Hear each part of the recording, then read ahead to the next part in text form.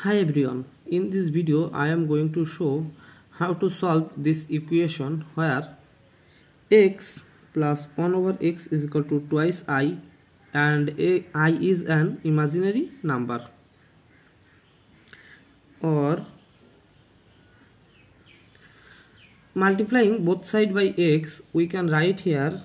x times x is x square plus 1 over x times x is 1 is equal to twice I times x is twice I x, or taking this twice I x to left side we can write x square minus twice I x plus 1 is equal to 0, or x square minus 2 times x times I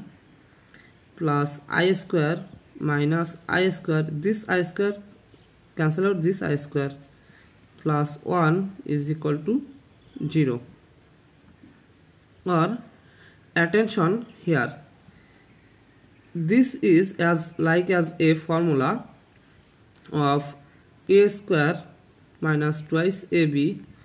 plus b square is equal to a minus b square. So applying this formula here we can write x minus I whole square is equal to x minus I whole square minus I square, that means minus 1, plus 1 is equal to 0, or x minus I whole square minus times minus it will be positive 1 plus 1 is equal to 0, or x minus I whole square plus 1 is equal to 2 is equal to 0, or x minus I whole square, taking this positive 2 to right side we will get negative 2, or taking square root to both sides we will get x minus I is equal to plus or minus square root of negative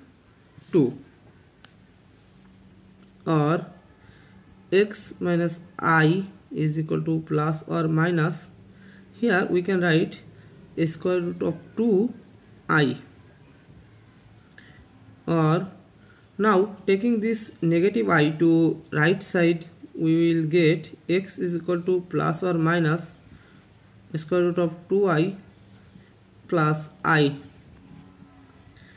or x is equal to, taking common I we will get plus or minus square root of 2 plus 1.